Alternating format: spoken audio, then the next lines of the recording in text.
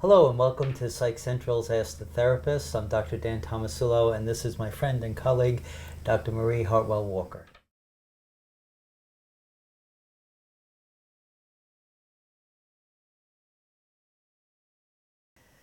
Dan, this letter is from England, and as often happens, we have somebody who's writing about a friend of his. And he says that this young man, who's now in his 20s, was kind of pushed out by the birth of a younger brother who's 2 years younger, because the younger brother was chronically ill. Oh, right. So the parents focused all their energy on the younger child because the child nearly died. Sure. The older child then felt like he was on his own, and he's quite resentful of the younger child, Yes, sure. even though they're now in their 20s. Right. And he's also somebody who has a great deal of trouble with his own feelings and with making friendships that aren't based on caretaking or not caretaking. Right, so he's in that role. Yeah, he's in that role. Right. And one of the lovely things about this letter is that he is in therapy.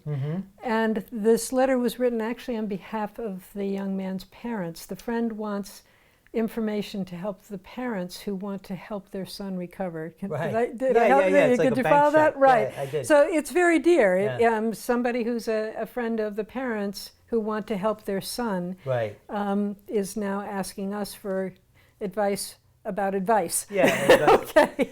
Well, you know what's interesting about this? Just to look at the structure of family dynamics, and this is really your bailiwick, but the thing that I'm sensitive to is that a family is like a mobile that's hanging from the ceiling, and it stays in balance, and if one of the mobiles gets a paperclip put on it, it throws the balance of the whole family off, And so when there's a child that has many needs, or there's an addiction with a sibling, or there's something that happens with one, everybody else has to adjust. That's right. And in that adjustment, it sounds like this, the brother of the ill sibling, kid, right, the ill child, is in the role of caregiver. He got put over here in that mobile switch. And what happens is that role now becomes something that informs how you are in the world. So you take that caregiving role and you go out. I mean, in Al-Anon, as an example, they talk about that all the time. Classically, that's a codependent role where you're giving out more than you're getting back. You're taking care of others and not taking really good care of yourself. So it makes sense that he would have that. But the real work is, how do you get out of that orbit? How do you get out of that role? We could talk about this for about a half an hour, not True 3 enough. minutes. I would add to that, in this case, we have a chronically ill child, and it makes sense that the family's juice, if you will, goes to the child who's ill. Same thing as you mentioned, a child who's addicted, a child who's disabled in some way. And on the face of it, it's not fair. It isn't fair. But you know what? Sometimes it's just not fair. Yeah. So what I see in this situation is now, okay, everybody's made it to adulthood. The sick child did not die. Right. So now they have a new reality. Yes. Is now we've got young people moving into adulthood. Right. And the parents are saying, we're sorry. Yes.